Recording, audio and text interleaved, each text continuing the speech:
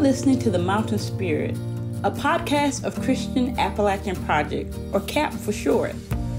This is a place where we get to share with you inspirational stories of faith, service, and compassion.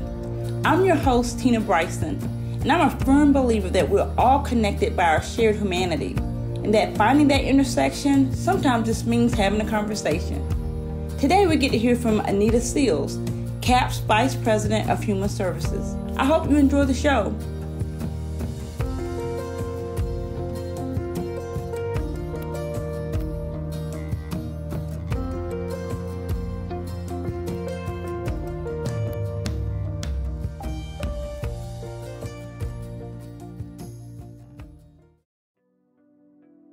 Imagine going to a camp when you are 12 years old and not knowing how profoundly that will change the course of your life. If you don't believe it's true, just ask Anita Seals. She currently serves as CAP's Vice President of Human Services. Her parents' decision to send their Baptist-raised child to a day camp at a Catholic church would change her life and many more than she would encounter in the next 40-plus years. That camp at that Catholic church was started by CAP's founder, Reverend Ralph Biding. But in her first 18 years as CAP, she came to know the numbers and faces of domestic violence all too well. You see, from 1980 to 2015, CAP provided direct services for women experiencing domestic violence in East Kentucky. Anita not only helped on the front lines, but she worked at the state level to ensure policies were enacted that addressed domestic violence. According to the National Coalition Against Domestic Violence, abusive behavior that's part of a systematic pattern of power and control that's perpetrated by one intimate partner against another is the definition of what is commonly known as domestic violence. But the vision of that one Catholic priest, it had a ripple effect that is still being felt today. I was privileged to be able to work pretty closely with him in the early 80s. I remember him coming around to different programs, and he would talk to us about CAP and how he wanted to make a difference in the lives of people in Appalachia. And he was so inspiring that it made you feel like you could accomplish anything. He was an inspirational, charismatic, genuine person with unwavering faith beyond anybody that I had ever met before. One thing he shared with me early on that I will never forget is he said, you must meet people where they are, and you must work with children to break cycles, whether it's generational poverty or whatever. He said, love them and expose them to different things and let them know there's hope out there and they don't have to suffer. So I've always tried to remember that, and that's why we build a lot of programming around children, to work with them, to show them a different world. I first found out about CAP when I was 12 years old. They had a day camp at the Catholic Church in Berea, and I went to that day camp, and it had an everlasting impact on me. Not only the activities that we did, which I remember very well to this day, but the people that worked with us, they were genuine, they were attentive, they were loving, and it always resonated with me, even years after I thought about that. So that's how I first knew about CAP. And then, fast forward 9 years later, one of my sisters saw an ad in the local paper that CAP was hiring.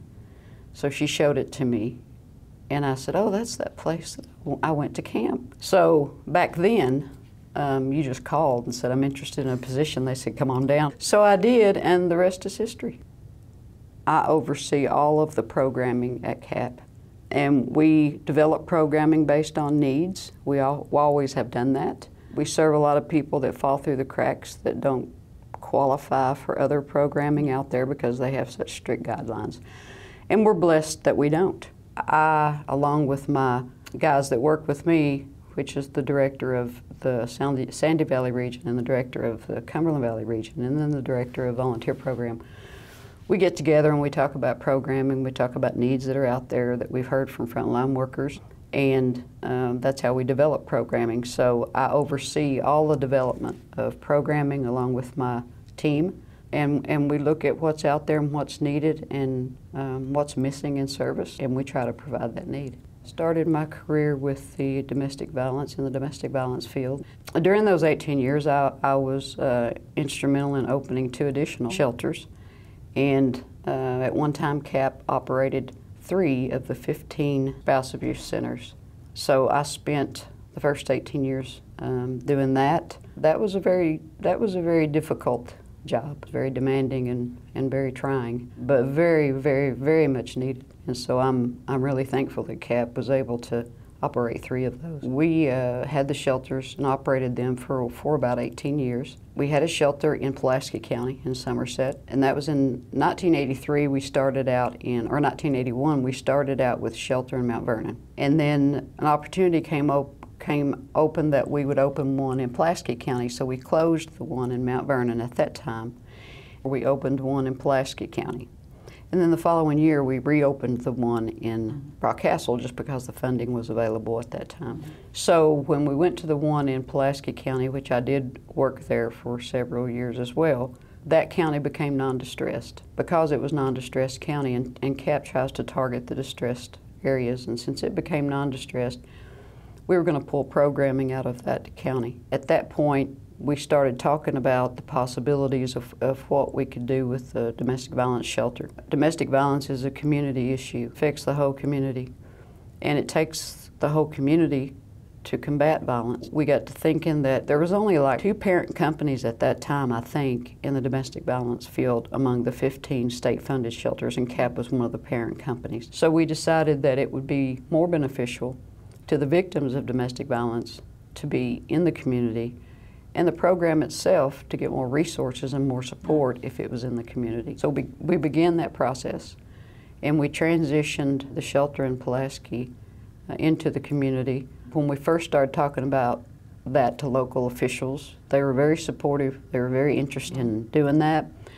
So we formed a board for them, and we went through all of the process. We allowed them to retain the current facility. CAP donated that facility to them. I'm happy to say that it's operating strongly today.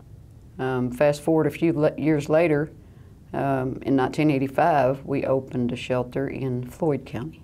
So we had one in Rock Castle and one in Floyd. Over the years, we transitioned both of those into the communities. So that was 3 success stories. CAP doesn't always have to be the person that provides the service in a county. We begin programming, and if another entity is doing the same thing, there's no competition. We just support them in what they're doing and let them take that lead. Stay tuned. We'll be right back.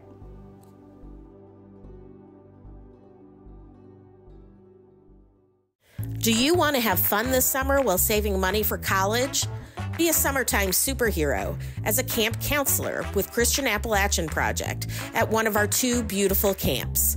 You'll have a great time and make a difference in the lives of kids in Eastern Kentucky. Our camp counselors have a blast outside boating, creating arts and crafts, and playing games with our campers. The kids love the activities, but what they remember most about camp are the volunteers who cared enough to spend their summer with them. While you're here, you'll earn an educational award that you can use towards college or trade school, and other benefits too, like a financial stipend. Email volunteer@chrisapp.org. That's volunteer@CHRISAPP.org, or text 859-797-3059 to learn more. We can't wait to hear from you.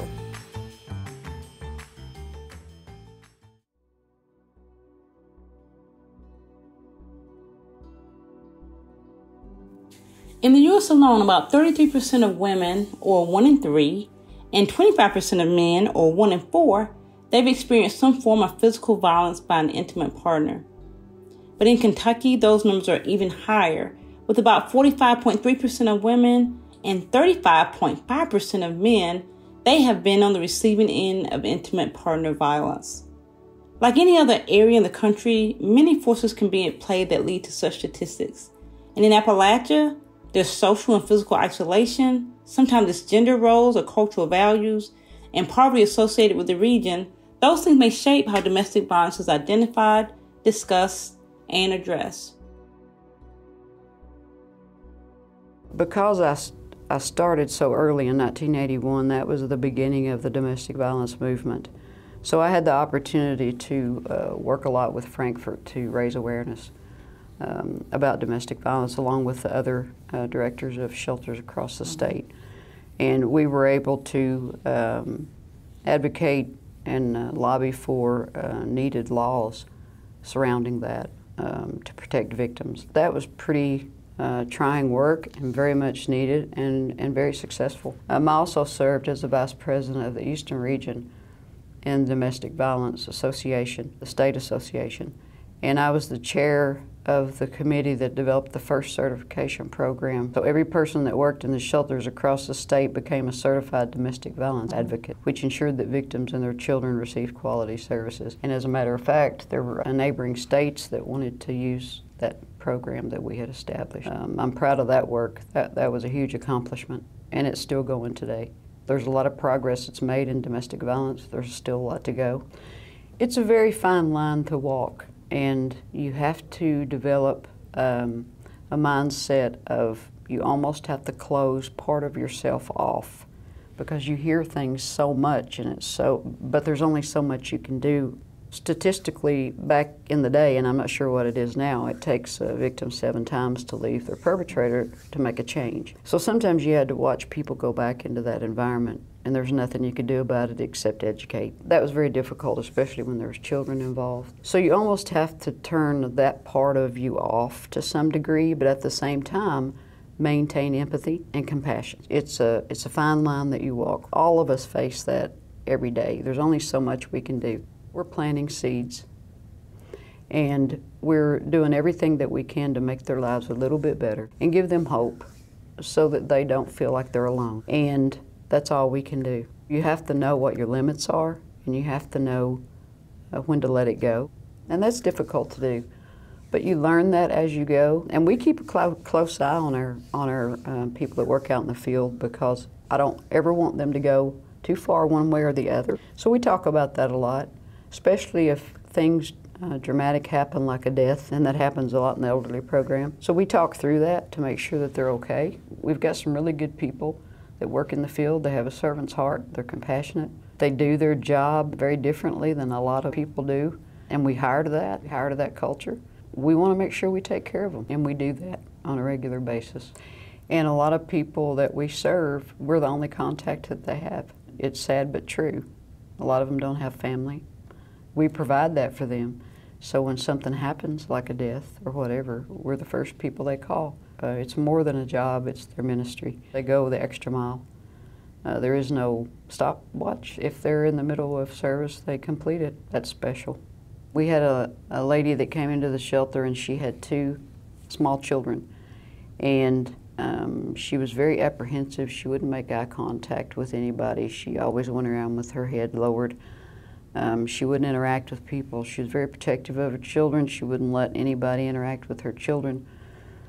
And at first I felt like she might have had a learning disability. We kept working with her, and me in particular. Usually if you are the one that takes the crisis call, and that's the first person they interact with, they're attached to you. And so I worked quite a bit with her, just a little bit at a time. And you know, I would talk to her, and then I would back off. Eventually, after a lot of those tries, she came out of her shell a little bit, and she didn't have a learning disability. She had suffered horrific abuse, physically and emotionally. And it put her in that state, and she was protective of her children because of that. She didn't know anybody. She didn't trust anybody. So long story short, we eventually got her into the dental hygienist program. And her oldest daughter, who was, I think, 6 at the time, had selective mutism as well. We got her in to see one of our counselors, and we worked with her quite a bit. Eventually she came around and started talking, having a good time, and this lady was determined that she was going to make a life for herself and her children. She went to school. She finished first in her class. She got a job really quickly. She moved out of the shelter. We helped her do that. We helped her get established. I heard from her several years later, and she sent me pictures of her 2 daughters when they were in high school, and they were still doing awesome. That doesn't happen very often when you have success stories like that. We used to measure success by having them come into the shelter because we saved a life. That was an uplifting time for me, but it also taught me to not prejudge. I learned that at a very early age, which is a good thing for me. But that's the one that sticks out in my mind. And I think about her quite often and wonder how she's doing now. Stay tuned. We'll be right back. Your generosity has a direct and positive impact in the lives of people in need in Appalachia every day. It is the unwavering support of faithful friends like you that make this work possible. Many of our supporters are beginning to plan and envision what kind of legacy they want to leave to support the causes that are near and dear to their hearts. CAP is happy to provide a safe and easy experience for people to create a will and support CAP through non-cash gifts. Through our partnership with Free Will, CAP offers our donors the ability to create a will online and alter it at no charge. Our partnership with Free Will also includes their Smart Giving Suite, which allows donors to give through their IRA, donor advised funds, and stock online, in addition to creating a will for free. In recent years, Appalachia has faced unrelenting challenges, including the pandemic, inflation, and back-to-back natural disasters. You can make a life-changing impact and leave a legacy of hope in Appalachia.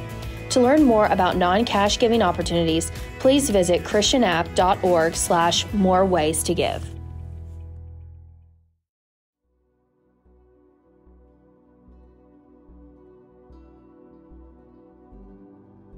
Psychology Today has a lot to say about empathy and hope, two things Anita mentioned in her time serving families in Appalachia. Empathy is a valuable trait for many who put their hearts on the line to help others. CAP leadership is very aware that frontline staff open themselves up to the pain of participants and hear stories of trauma on a regular basis. And as our team with CAP's Family Life Counseling Services, they often tell us as they do trainings with CAP staff how to recognize and manage secondary trauma. But CAP people are filled with a lot of hope, and that is one of the key components of our mission.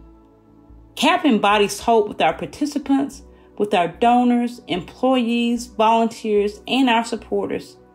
Sometimes hope is as small as a mustard seed. We call on hope when things go sideways, when things don't work out the way we thought, or when the unexpected happens and it just knocks us off our feet. But people with a lot of hope, they see and respond to the world differently, and they work to focus on what they can control. At CAP, we're planting seeds of hope. You have to know the limits of what you can do, but hope is a powerful thing. Our job is not to eradicate poverty, because that will never happen. We work with the families to bring Christ, hope, opportunity, and help them walk in their integrity as much as we can. And then again, we develop a lot of programming around youth and try to work with them to help them see outside the poverty and to help them see there's opportunities out there. They can learn, they can grow, they don't have to suffer in silence. And like Father Biding said, starting with the children to show them different ways can break that cycle. Like our mission statement says, we build hope when we can, we transform lives when we can. We work with one family at a time and hope we make a difference that's long lasting. And like I said, we're planting seeds. Hopefully they will grow. I've been here 42 years this month. It's my anniversary. What made me stay for several decades is pretty simple. It's our mission. I believe in our mission. We do what we say we're going to do. And I've seen positive changes in people's lives due to the work that is done every day and the way we do our work every day. We witness through our actions. My mother told me one time that if you were good, you didn't have to tell people. If you're a Christian, you didn't have to tell people. So we always go that route. And like I said, we serve one person at a time. I would hope through our programming and the way in which we serve, which is huge, and we're really sincere about what we do, and we really care about the people and where they are. One example is that we're talking about right now is having an apprenticeship program with our home repair program. And we can offer that to kids that are in some type of vocational school or whatever out of high school where they can live at home, and they can learn a trade. They would be eligible for AmeriCorps money to pay them to do this year of service. So that opens up a whole new possibility for people to give back to their community that they grew up in, but learn a trade, make a life for themselves. And I think that's going to have a huge impact on people in the regions that we serve. So I'm really excited about that. So, there's a lot of possibilities out there that we're looking into that can help people like that. They're very proud, intelligent, capable people. A lot of them are caught up in, like I said, generational poverty. But when you point out to them, there's possibilities out there. You can be this, or you can be that, or you can do this, or you can do that. You see that a light bulb go off, and they swell with pride. It's like, oh, somebody believes in me. And so we're not looking at them through that lens. We're looking at them because they're in a position where they need assistance. And it could be any of us, any day, at any time, that need that assistance. It doesn't matter where they are in their life and how they got there. We're going to walk along beside them, and we're going to try to help them make a difference for themselves. We're not making the difference. We're providing the opportunity. They're making the difference. Knowing Christ is the beginning and the end of everything, even though our main objective is not to evangelize. There's three things that came pretty much from Father Biding and what I collected from him through the early years, and that's faith, focus, and follow through. So I try really hard to instill that in other people. And the faith is believe in what you're doing, that you're doing the right thing. That takes a lot of prayer and discernment. And then focus on what you're doing so you don't miss anything. And then follow through with what you're doing so people will respect and trust you, a lot of people. So those are the three words that I always that I've carried with me these 42 years. And so I always tell people those are the three most important things that you can do in our work. And it works well. I'm proud of the people that go out on the front lines every day and do what they do. It's not easy, it's tiring, but we do a lot of self-care and we take care of them. And as our president and CEO likes to say, a quote from John Maxwell, if you tend to the people, people will tend to the business. Our guest today has been Anita Seals, Vice President for Human Services at Christian Appalachian Project. We hope you've enjoyed the show and will check out next week's episode. Tell your friends to check us out too. You can follow the work of Christian Appalachian Project on all social media channels and find the show online at christianapp.org/podcast or anywhere you get your favorite podcast. Be sure to subscribe so that you never miss a new episode. See you next week.